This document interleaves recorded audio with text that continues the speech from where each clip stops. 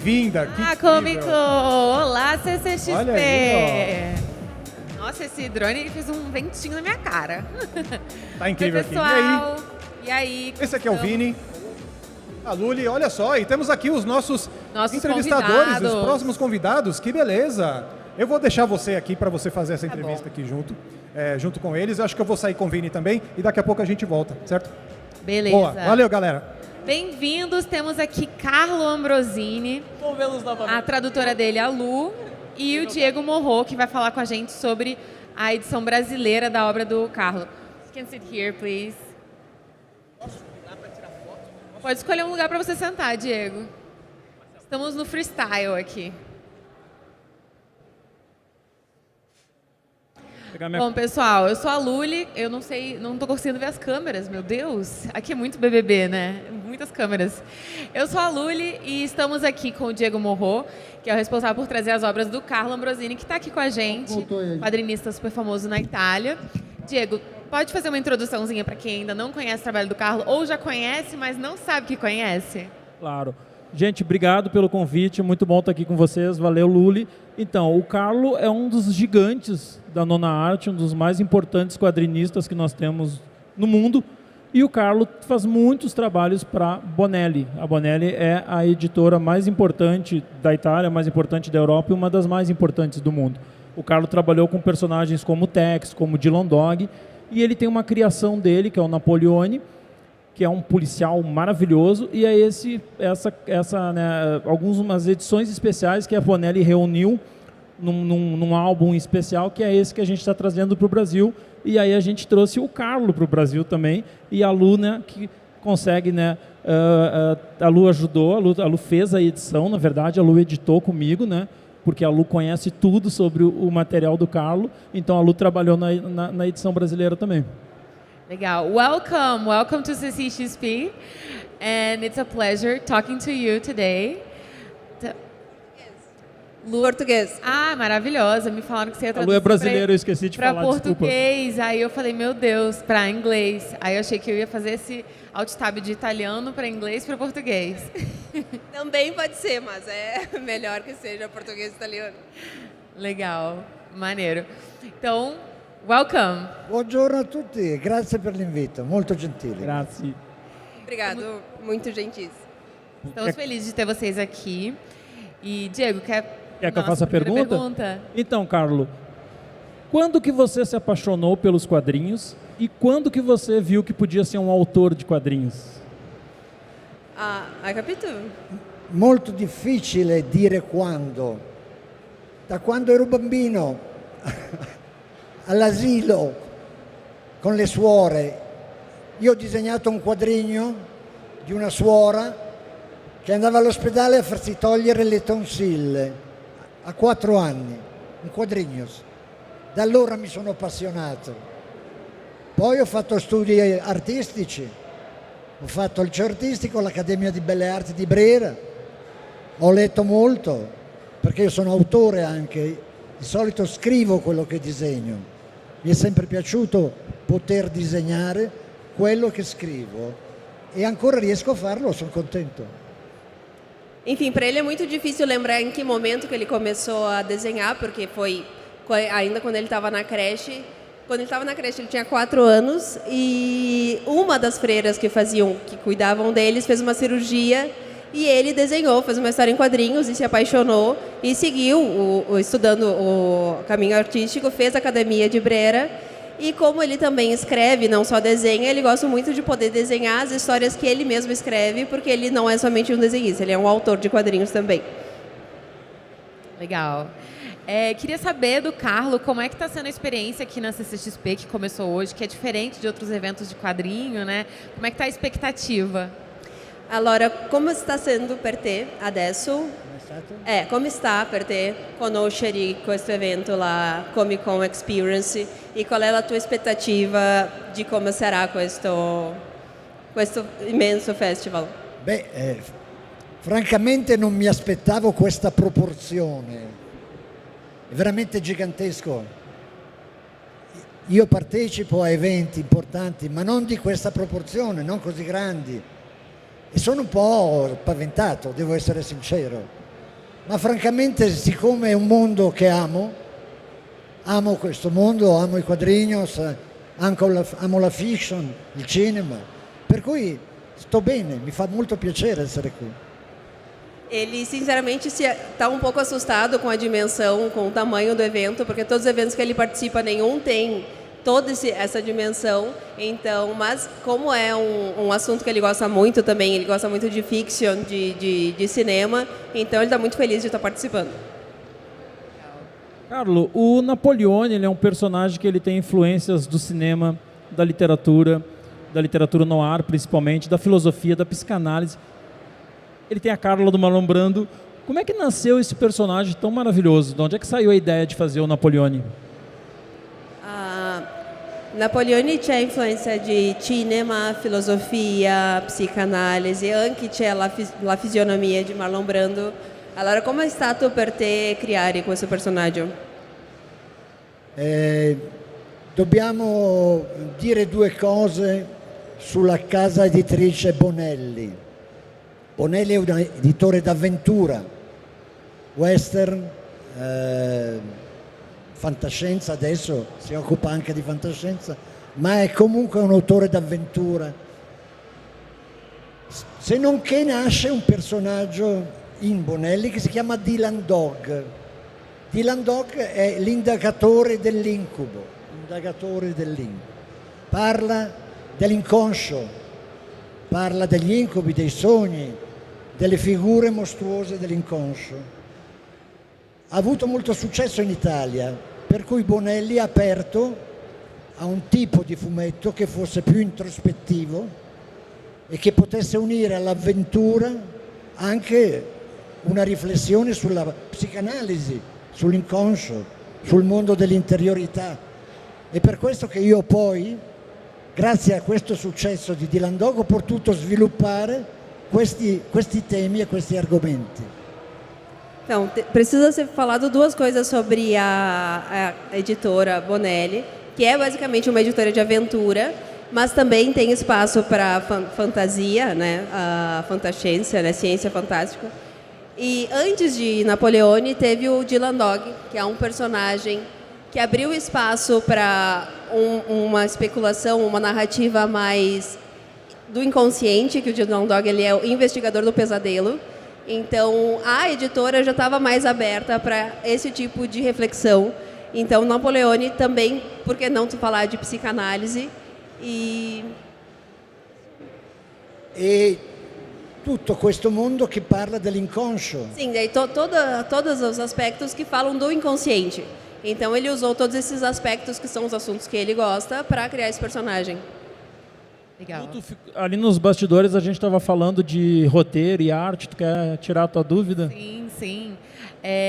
A gente estava falando um pouco sobre as obras que a gente tem aqui e tal, né? A gente falou do Marlon Brando e das referências. E aqui na CCXP a gente tem muitas obras que se tornaram outras coisas, outras mídias, né? Do quadrinho para o cinema, para a TV. E eu queria saber se existe um desejo, né, de adaptar alguma obra dele para audiovisual. Qual seria e se ele teria algum ator em mente, alguma atriz em mente? Cosa? Stavano parlando su come qua nella CCXP c'è molto personaggio che già non solo è stato in fumetti, ma già in altra media, cinema, in serie televisivo. E se tu c'è questa idea, questa voglia di fare un cinema o una opera audiovisuale di un personaggio tu, quale sarebbe? E se tu già... e se c'è un attore che ci piacerebbe?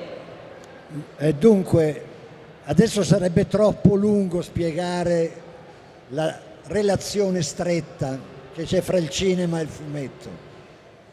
Sarebbe veramente troppo complicato, ma si capisce che c'è un legame molto stretto, perché si tratta di rappresentare storie e visualizzarle, costruire personaggi, le avventure, ispirandosi alle cose che ci sono piaciute. Io col cinema ho pubblicato degli piccoli episodi legati a piccole storie di Dylan Dog girate a Roma. In più ho creato un personaggio che si chiama Ian Dix, che è un critico d'arte che si muove nel mondo della pittura e dell'espressione artistica, ed è da un po' di anni che sto cercando di realizzare questo film. Il problema è che per fare dei buoni film ci vogliono buoni soldi e non è così semplice trovarli per cercare di realizzare quello che si vorrebbe veramente fare.